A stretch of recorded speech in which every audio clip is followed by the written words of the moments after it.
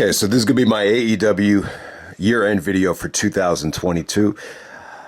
This will be a little bit of a different format compared to last year's video. I think last year's, it was a little bit too list dominated, and same thing goes to the last couple of, WWE videos that were uploaded. So this will be a little bit of a different format, but it should be interesting though. It should be interesting because I think match of the year is pretty much wide open. I think when you're thinking of match of the year for this company, I think Briscoes and FTR, definitely crosses your mind. But, technically those are Ring of Honor matches. So it should be interesting what, most people would consider, best AEW match of 2022. So if you want to post a list or post what you feel was, the all elite wrestling match of the year, then go ahead, because I definitely think it's wide open this year.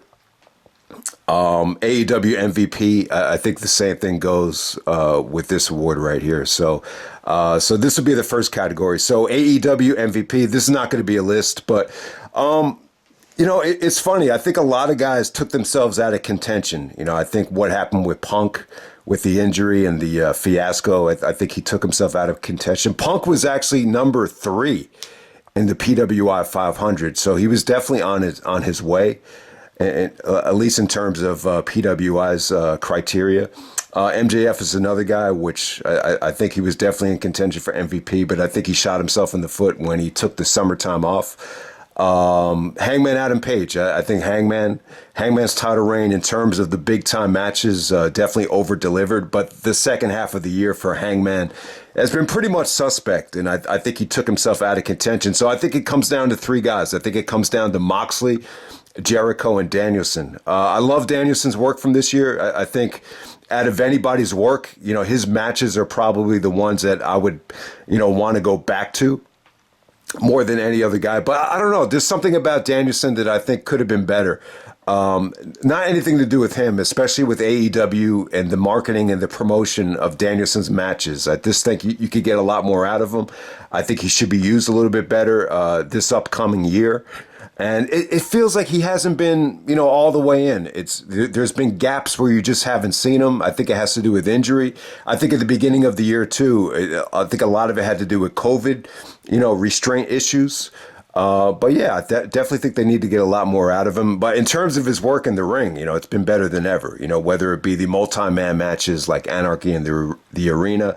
And, he's had some really, really, good, classic wrestling matches as well. So, and they were definitely some of the best stuff from all year. But I just feel like moving forward, 2023 is a year where you need to really, capitalize on Danielson because, he's arguably the greatest wrestler that's ever lived. He's clean. He's healthy. He doesn't come with the baggage that a lot of other guys do. So I definitely think this is a year where, they need to maximize Danielson's potential. Jericho, a lot to like about Jericho in terms of him reinventing himself, the health issues at the beginning of the year and then the weight loss.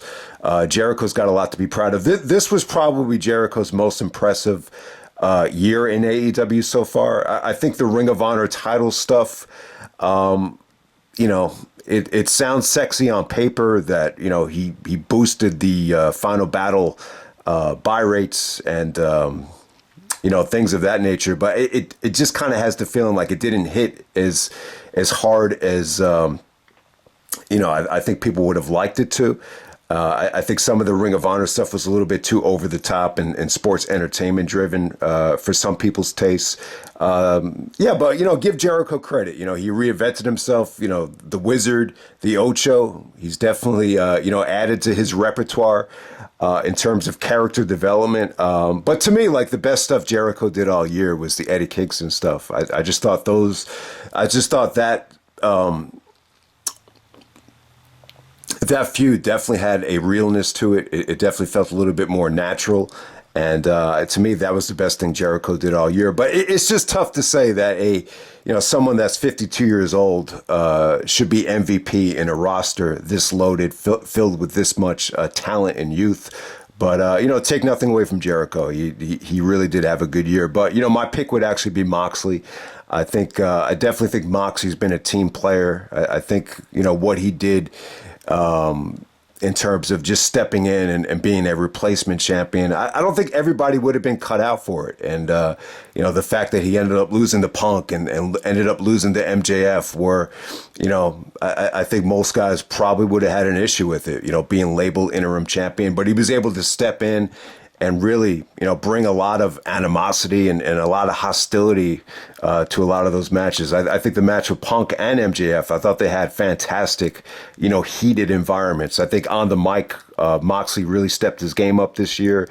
And yeah, I just think I think overall it's been a very successful year for Moxley, coming back from whatever he was going through at the end of the year last year and, really kind of elevating the Blackpool Combat Club into, being a very, just really, serious stable that promotes, fighting and professional wrestling. It's just been a really, really good year for Jon Moxley. And I think a lot of guys that would have been asked to do what he did this year in terms of being labeled an interim champion, I think a lot of guys would have, shied away from it or would have refused to do it. So, give Moxley credit. He's a team player, but at the same time, he was able to deliver. I mean, if you want to make the argument against Moxley, you could argue that, when he did win it back at Grand Slam, there was somewhat of a fatigue factor and maybe, a lot of people just didn't want to see him get that spot again. And like, we've already seen it. We don't want, how are we supposed to get excited when the interim champion is winning an interim belt again? Yeah, you could make that argument, but if anyone was going to pull it off, it was actually Moxley that was able to do it. And I think he did a good job with it, no matter how you look at it. So Moxley would be my MVP. Okay, next part of the video, going to focus on pay-per-view of the year and Dynamite Special of the year. Okay, so we got 5 AEW pay-per-views. You had 8 in total with AEW and Ring of Honor. So, yeah, I mean, it was a lot of pay-per-views this year. And I think by the time you got to Final Battle, that was the first time where I felt like, maybe this is a bit much.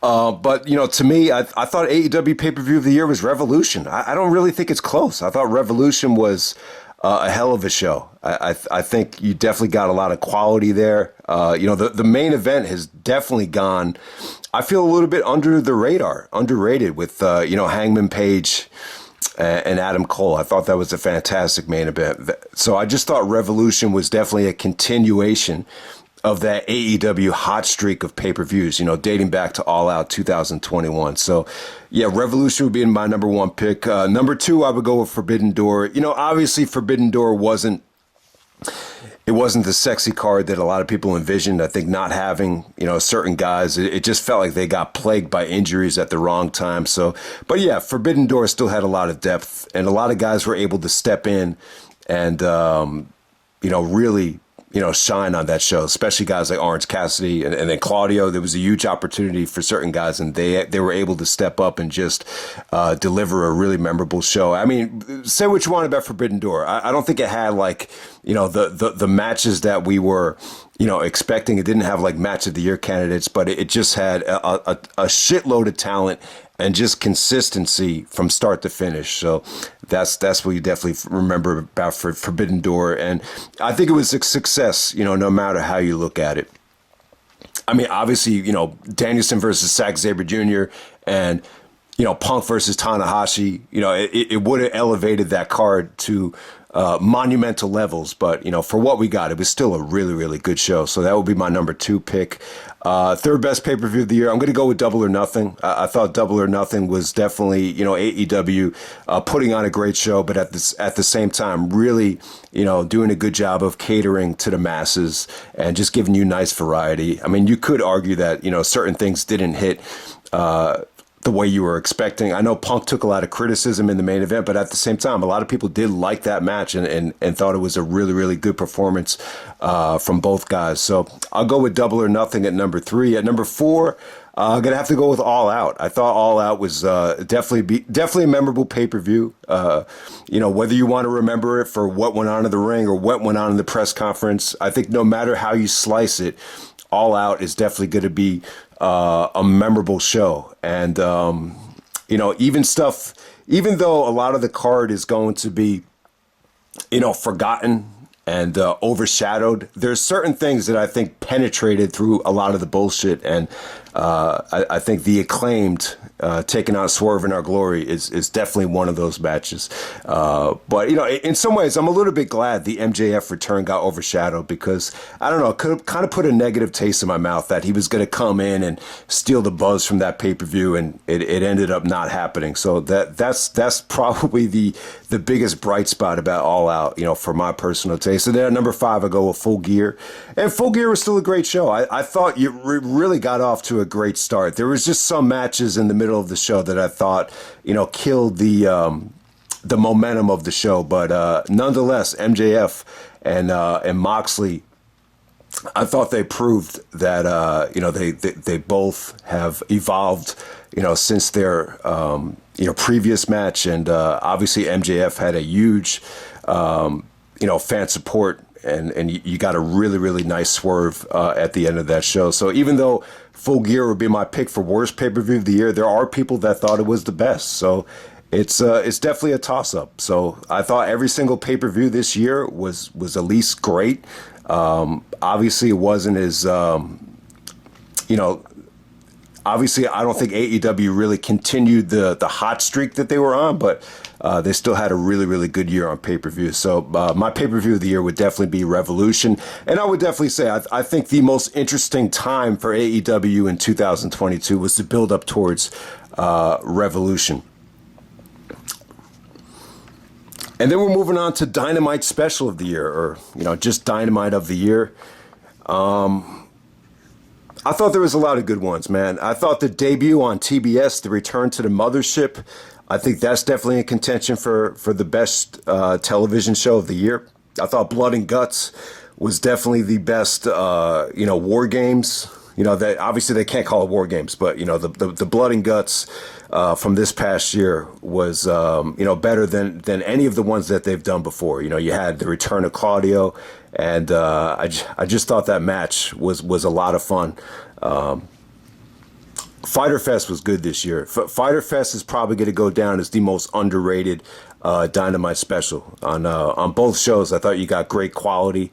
The main event for the whole fest was Jericho and Moxley, I believe the barbed wire match, which was, looking back on it, even though Jericho won, and I think a lot of people were upset about the booking of it, it was still an awesome, main event right there. And you definitely had some great stuff on the first night of that show. Fight for the Fallen, you had the return of Bryan Danielson, taking on Garcia. I thought that really delivered. The House of the Dragon special, I thought that was really, really good marketing right there, and that featured one of the best matches of the year. Grand Slam. I'm gonna say it, and this might be a controversial pick, but I don't really think it's debatable. I think Grand Slam, the Dynamite portion of Grand Slam, was probably the best Dynamite of the year. I mean, look, you started off with Jericho winning the Ring of Honor Championship.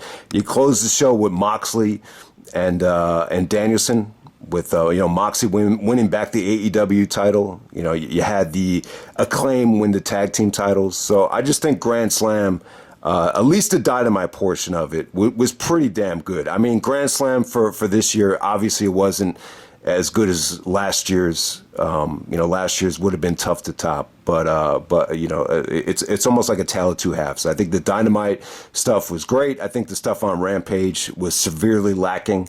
So that would probably be my Dynamite of the year. I think the most underrated Dynamite of the year is probably going to go with Road. I'm going to go with Road Rager. This is a special that they've been doing, I think, every year. But this past year's was pretty damn good. I think Dax and Ospreay, that was probably one of the best, things on television all year for the company.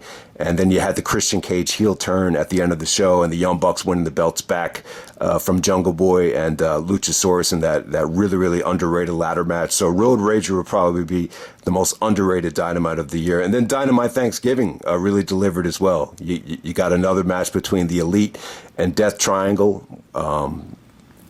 And then on top of that, you had Jericho, probably Jericho's most impressive, match of the year and most impressive title defense, where, he kind of separated himself from a lot of other Ring of Honor champions. Like, if you want to put Jericho's, Ring of Honor title reign over guys like Homicide and James Gibson.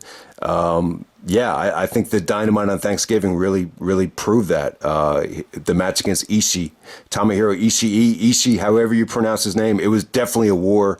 So if you haven't seen that yet, definitely check it out. It definitely was a nice bang to end, the Dynamite Thanksgiving right there. So some of the Dynamite specials that I thought kind of under-delivered.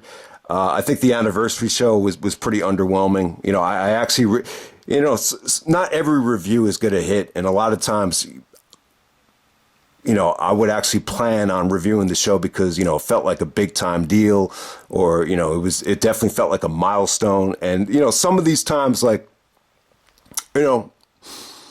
maybe it really wasn't worth, doing a review for. And I think Dynamite Anniversary was definitely one of those occasions. I think the same could be said about Winter is Coming as well. I mean, I loved, the last couple of Winter is Comings. I love the marketing. There were special things that happened, matches, returns, heel turns. But this past one, it just didn't hit. It just felt like another Dynamite. But, you did have the Ricky Stark stuff, which was definitely memorable. But at the same time, you could definitely argue that was worth passing up on. Yeah, Quake by the Lake. I think the marketing of that show is kind of weird. But you did have the really good Jericho and Moxley match to end that show. But I think the presentation of the show, Quake by the Lake, I don't know if that's really going to stick, but we'll see. Beach Break was pretty good. The New Year's Smash and the Holiday Bash. They had some really good, stuff on it. But I think it's tough to make those feel special because there's just so much happening at the end of the year. But yeah, without a doubt, I think the best Dynamite of the year would be Grand Slam. If I were to pick a runner-up, it'd probably be the debut on TBS, the Return to the Mothership, where you had the Danielson Hangman Classic rematch, and then you had the Jurassic Express finally winning the tag team championships. So we're going to move on to promo of the year. Lots of really good promos, but my pick would actually be MJF and Punk. There's not one particular promo, but I think everything leading up to Revolution, the MJF's promo about the ADD and, the bullying and, guys at school calling him Jew boy. And then, talking about how Punk left when he needed him the most. Then Punk comes out and he's like, man, is it true? Is it true? And then, MJF kind of bites Punk in the ass and he takes a page out of the stalemate playbook with Jimmy Rave and, chokes Punk out with the dog collar, to build tension to the match. So I think the creativeness, the execution, the mic work between MJF and Punk was definitely the best feud and the best storyline of the year. So I'm just amazed at the quality of work all the way going back to Dynamite Thanksgiving up until Revolution. I think MJF and Punk definitely hit a home run, and it's a shame. It's a shame that.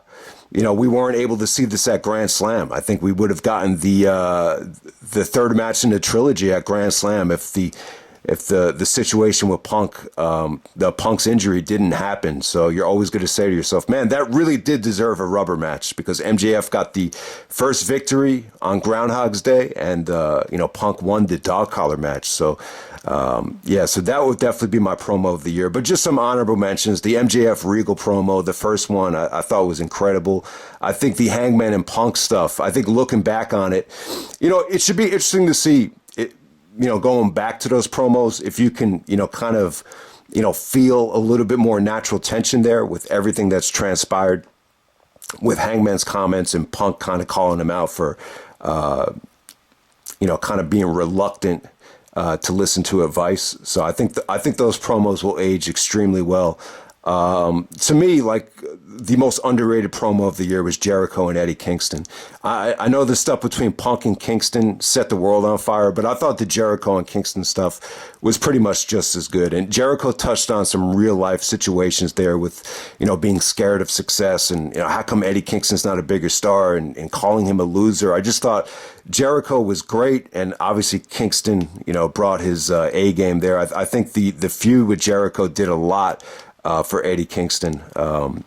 So yeah, that will probably be my most underrated feud promo of the year.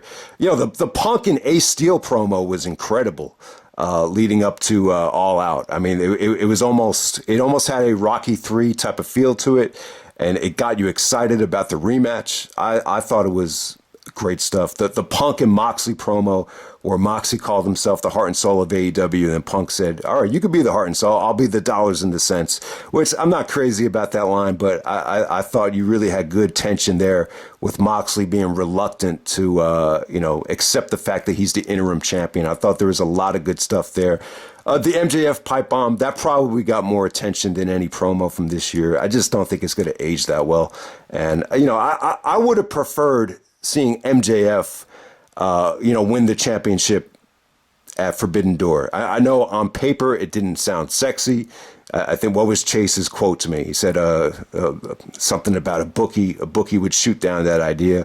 But I would have preferred seeing MJF as the interim champion and then having Punk win it back instead of, sitting through an MJF title reign right now. But you could make the argument that they made the right choice. But and some of the Garcia, Danielson, and Jericho stuff I thought was really, really good. So anytime Danielson and Jericho were on the mic together, I thought it was gold. So don't sleep on some of those promos, the sports entertainment versus professional wrestling stuff.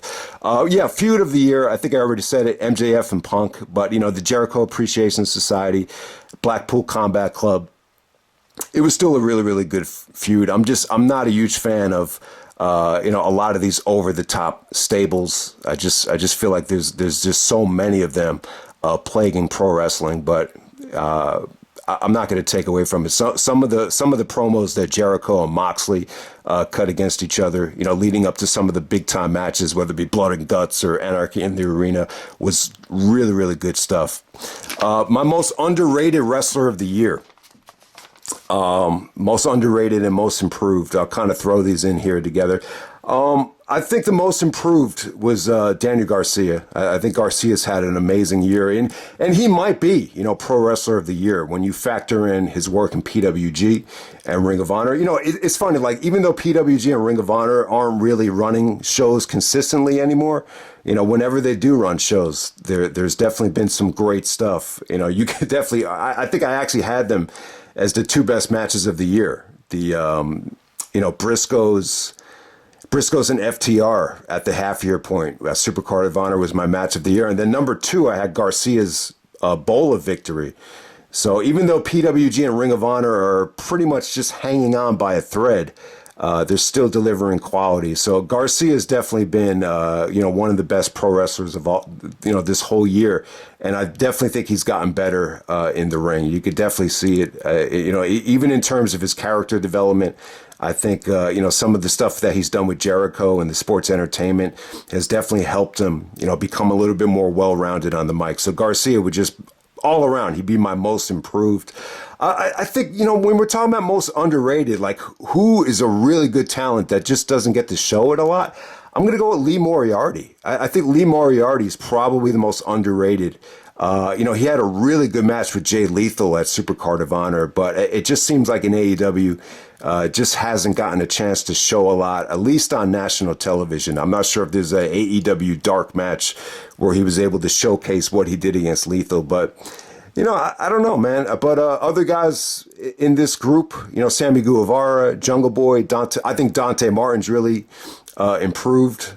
Wheeler Yuta in the ring has been awesome. I definitely think he needs to work on his mic skills.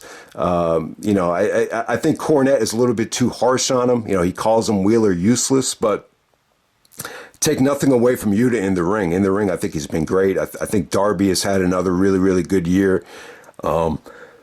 I think Jonathan Gresham is someone that I think, AEW really underrated. And I just think it's a shame, what happened there. That was a situation that could have been handled a lot differently. And I'm a little bit split on it. I think, I'm not going to knock, Tony Khan for putting the belt on Claudio. I just think the way it was done just could have been handled better. But, Gresham is someone that I think, they needed to keep on the roster. I think that was a big loss because, he would definitely fit into the criteria of, underrated. And then Hook is another guy that I think in terms of expecting a lot from, I think the presentation, when you look at how over Hook is, there's a lot to look forward to in terms of Hook. But I just think we need to see more. It doesn't feel like we've really had a chance to see Hook, wrestle a real match with someone that could go toe to toe with him that wasn't, a squash match. So,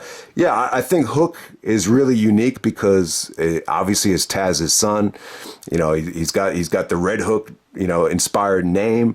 But what's really interesting here is that he's a great wrestler, and you can see a lot of Taz's influence in his body motion and his body language and his execution. But he's totally different from Taz. Like, he looks nothing like Taz, and I think more than anything, that's really going to help him. So, so it looks like him and Jungle Boy are going to be involved in a major storyline this year. So, really looking forward, to Hook's future in AEW.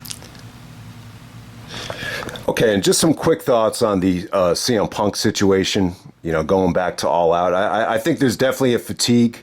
I think it's almost reaching Montreal levels of burnout when we're talking about this thing. But the funny thing is, man, we're almost halfway there.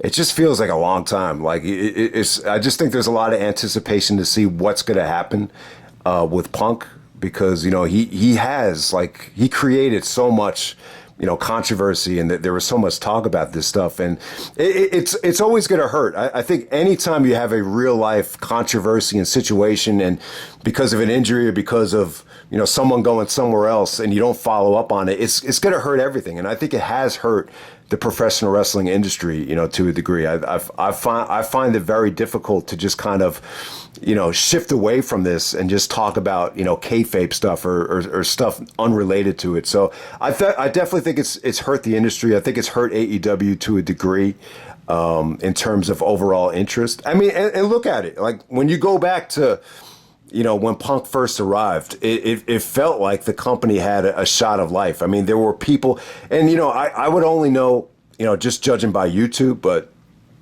you just look at the amount of attention that AEW is getting. People that hadn't watched in years were commenting on videos. It just really felt like, Punk was able to bring back a lot of fans. By going to AEW. So I think he proved it. I think Punk proved that he's the best in the world at making people care. Especially what he did with MJF, what he did with Eddie Kingston. You could create that tension and then get people invested to want to tune in. My brother's the same way. My brother really, got behind AEW and was really interested in it. And now it's just like, he didn't want to watch, Full Gear. He definitely didn't really care about, any of the Dynamite specials in recent memory. So he's an example of a casual fan that kind of tuned out after the situation with Punk went down. So I definitely think it's hurt the company in some ways. But, I was a little bit angry, and in some ways I was a little bit disappointed at a lot of the things that Punk had said initially. But I think it's one of those situations where, we're still, not getting all the facts. Hopefully one day there'll be a dark side of the ring, or everybody can sit down and come together. But someone's got to break the ice, though. This is really going to test, who is a leader in this company. And I think that's one of the things that it kind of illustrated. I think Tony Khan needs to be a bit more stricter and just a little bit more upfront with people, and maybe not come off like such a fan, because, I just can't see Punk, doing what he did in front of a guy like Triple H or even Vince. So I think that's another question. I think someone really needs to step up and be a leader, whether it be Punk, just apologizing, or, someone just stepping forward and saying, hey, man, let's work together. We got so much talent. We got so much potential. Let's just try to get this thing done. But looking back on it, I think the injury changed everything. I think just the way Punk got injured, I think he was a little bit embarrassed about it. I think he put enormous pressure on himself, trying to rush back and, make All Out a success. And, the Cabana factor and all these different factors. It's almost like he felt so guilty about what happened that it almost came across like he started blaming other people, for the lack of, almost jeopardizing $1 million gate, which I don't think was the case at all. I think maybe he put too much pressure on himself that didn't really need to be there. But yeah, man, let's just try to wrap it up. But I'm looking forward to Punk coming back. I don't think he wants to leave this bad taste in everybody's mouth. He really hasn't gotten the chance to tell his side of the story yet. But yeah, I do think there's definitely an art to AEW, having, PWG talent like the Young Bucks and Kenny Omega. It definitely feels like an independent wrestling, mainstream company. So I think the Reseda thing I think it put a bad taste in everybody's mouth because, I don't think you really want to try to control everybody. So that's another issue. Like with Punk, calling out Hangman and calling out the Young Bucks for thinking it's Reseda or for Hangman not to be, accepting advice. I just hope when Punk comes back, he's a little bit more open-minded, in terms of, trying to get along with everybody. But I think Punk does have a good side, though.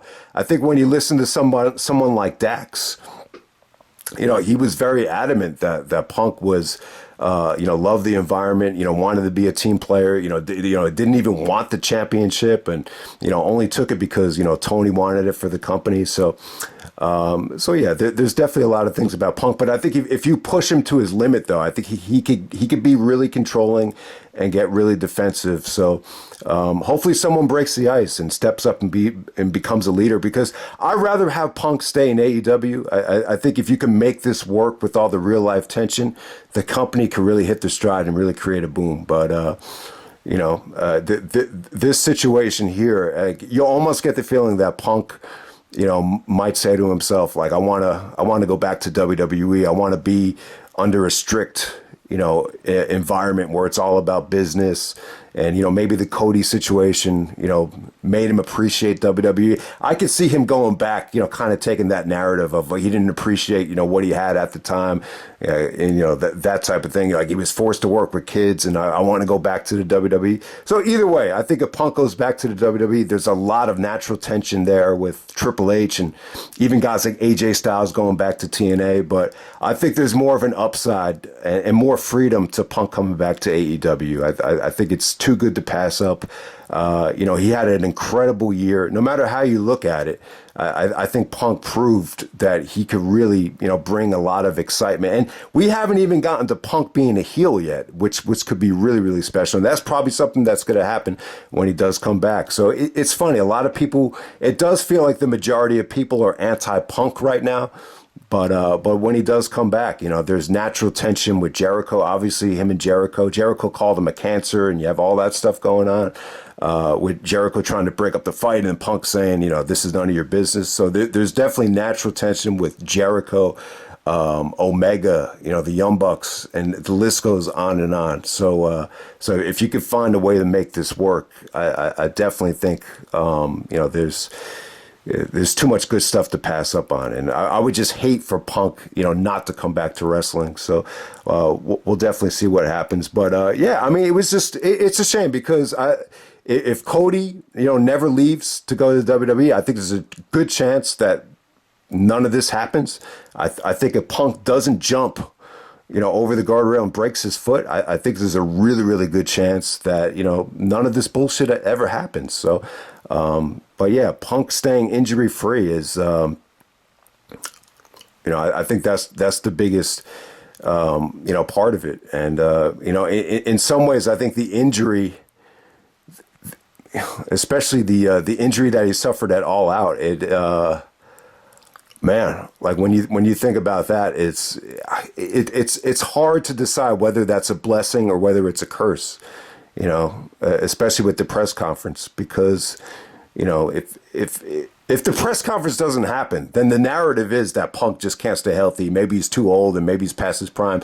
Then he loses all his momentum. But the press conference really, gives it that spice where, if you do come back, you have all this, natural tension just waiting for you. And, there's so much momentum because of that press conference. So it's an interesting dynamic. It's definitely something to talk about. But yeah, it's just weird how, it's an injury that's going to take 8 months to heal. So there's just so much time and so much anticipation. But it should definitely be interesting.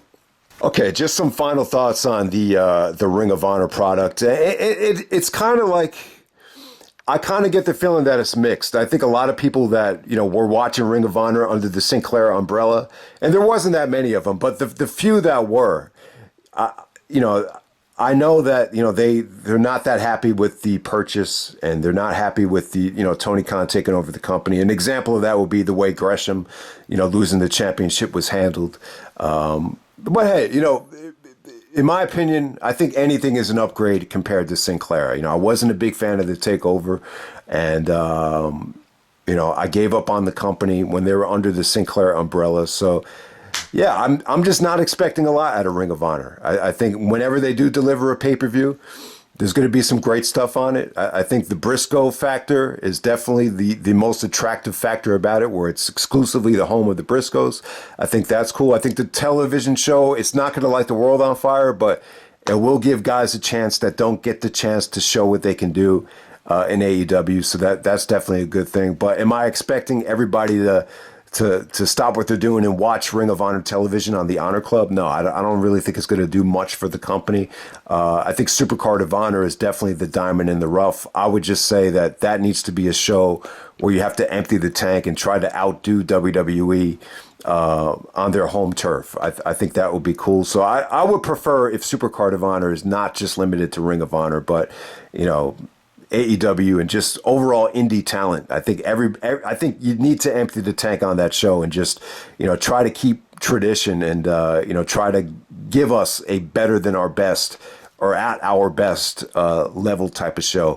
But it seems to me like Tony Khan is a little bit hesitant to try to piggyback off WWE. So, in some ways, I think Supercard of Honor will probably be a lot more like it was from last year, where you'll get some really, really must see stuff, but the overall card, they're clearly not going to try to empty the tank, but we'll see what happens there. But yeah, I like the pay-per-views. I think the pay-per-view format is cool, and I definitely think it's an upgrade over Sinclair, no matter how you look at it. But I could definitely understand though if you preferred the way it was under the Sinclair umbrella. I think a lot of people do feel that way. Very small amount of people do, but I could definitely understand that, but yeah, I'm gonna say the back catalog, the Honor Club catalog, that was more of the motivation, other than trying to bring Ring of Honor back to prominence and trying to create the Ring of Honor buzz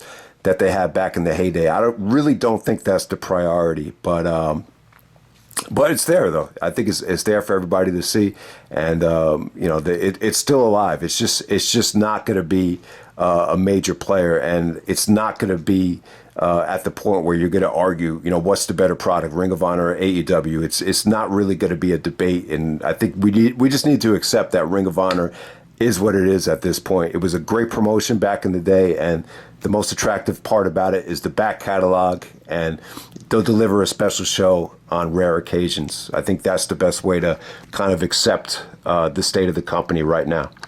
All right, in the last part of the video, this will be my top 10 AEW matches of the year. So like I was saying, guys, if anyone has a pick for AEW match of the year, I'd be really interested to see what it is, because I think it's wide open. I don't think it's like last year where, you pretty much had 3 matches that were in contention for match of the year. They were all, 5-star classics. This year, it's a little bit more wide open. So I'll have a top 25 in the description, but I'm only going to talk about 10. I'm a little bit burned out with doing these monster lists, but let's get right down to it. At number 10, I believe this might have been the only 5-star match of the year from Meltzer. So is that accurate? Is this the only match that Meltzer gave the full 5 in AEW? So we got Jericho Appreciation Society taking on the Blackpool Combat Club with Eddie Kingston and Santana and Ortiz, Anarchy in the Arena. Yeah, I thought Danielson was great in that match. That was definitely the highlight. I thought it got off to a weird start with the music and everything, but it was pretty damn cool by the time he got to the end of that thing. It was definitely a war, and definitely stole the show from Double or Nothing. I got that at number 10. At number 9, I got Will Ospreay taking on Orange Cassidy. This was from Forbidden Door. I thought this stole the show from Forbidden Door. It was a lot of fun. You wouldn't have expected Cassidy to have a huge role at that show if it wasn't for the injuries, but him and Ospreay had a really awesome match. Comedy, counter wrestling, athleticism. They gave you a little bit of everything there. Definitely the most memorable thing on that show. Number 8, I'm going to go with Cody. Cody Rhodes taking on Sammy Guevara. This is the ladder match from Dynamite at the end of January. So Cody goes out with a bang. He puts over a younger talent in a breathtaking ladder match. If you haven't seen it yet, there's some really must-see stuff in terms of ace crushers off the ladder and just some amazing high spots. So, that's a match right there. I don't think I would have originally had it on the list, but the fact that might end up being Cody's last match in AEW, I think that gives it a unique and important and special feel to it. Number 7, I'm going to go with Jon Moxley taking on Bryan Danielson. This was from Grand Slam.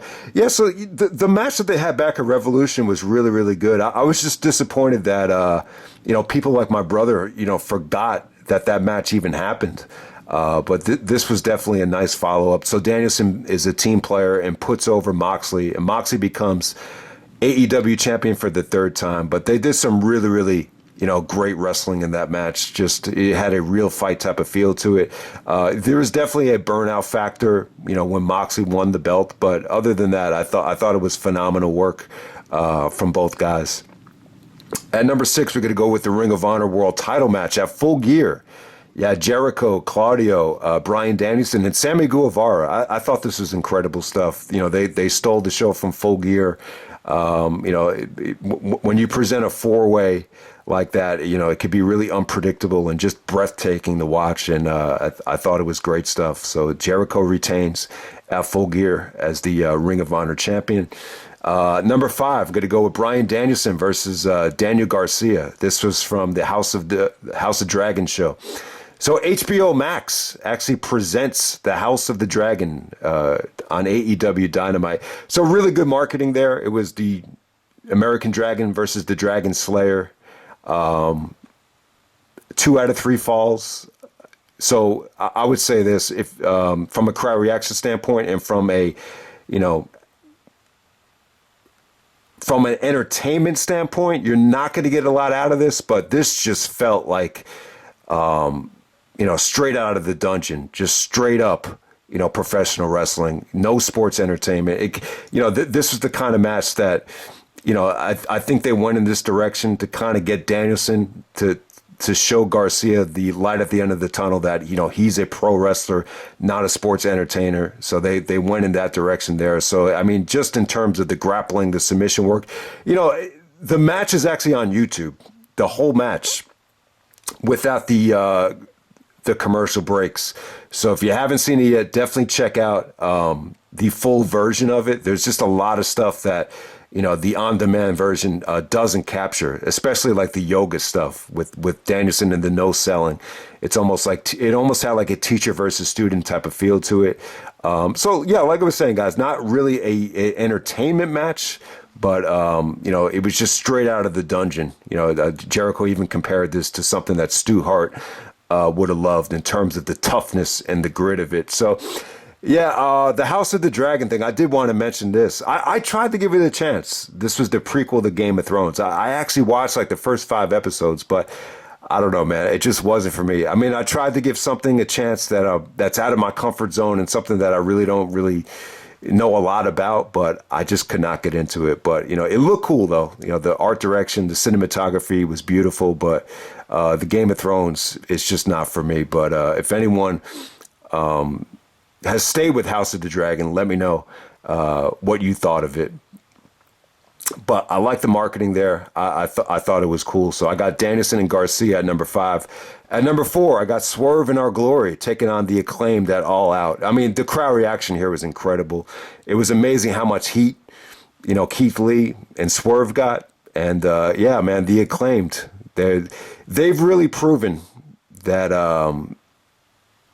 you know, that AEW can really, you know, create new stars that aren't just great wrestlers, but just great entertainers. And I think more than anything, that's what that match really showed, you know, how over the Acclaimed are and how much they're connecting with the younger demographic. So, yeah, that was definitely memorable. And it's amazing that that's probably the only match from All Out that was able to penetrate through all the bullshit. So give them credit right there. At number 3, going to go with the FTR and the Young Bucks. This is the Dynamite right after WrestleMania. And, yeah, great stuff. Beautifully set up at Supercard of Honor, and they delivered, you know, arguably their best match. A different dynamic here with the FTR playing the babyfaces. I guess their first match as babyfaces against the Young Bucks. So, yeah, I'd have to go with that. I think FTR had an amazing year, and that will probably be my AEW highlight from them. At number 2, going to go with CM Punk versus MJF, the dog collar match at Revolution. Yeah, I thought the match was amazing. Not the best dog collar match of the year, surprisingly. But yeah, I mean, they delivered on a amazing feud, and the blow off match there was definitely something to see. I think you could definitely argue that they had the best match at the best pay-per-view of the year. The only thing that I think did not work was Punk bringing out the Ring of Honor theme. You know, it kind of makes him feel a little bit like a hypocrite with the receipt of comments after, you know, doing something like that. You know, to expect everybody to embrace Punk's Ring of Honor days, it just didn't work. I don't know if it had to do with, you know, the location or the market. They were in Florida.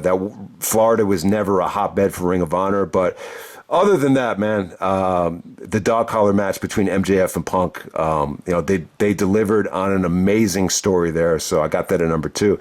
And then at number 1, shocked the shit out of me, but I'm going to have to go with it. And by the way, I did not watch any of these back. I watched some of the Danielson stuff. I wanted to watch the Garcia match back because I never saw the whole thing in its entirety, and it actually was on YouTube, so I had to watch that back. And I watched this back as well. This really felt like AEW was still on a hot streak at this time. This was the first show on TBS. Adam Page and Danielson. And it's funny because when this came out, I did not like it as much as the Winter is Coming match, but it was still great stuff. It was very bloody. And I just felt like they had the crowd in the palm of their hands, and you know they were able to deliver another classic after the 60-minute draw. So, yeah, I'm really surprised, but I'd have to go with Adam Page and Bryan Danielson as the best AEW match of the year. So, let me know what you guys thought was AEW match of the year. Like I was saying, man, I think it's wide open, so it should be really interesting to see what's dominating these lists. So that's pretty much it, guys. Hope you guys enjoyed the video, and I'm out. All right.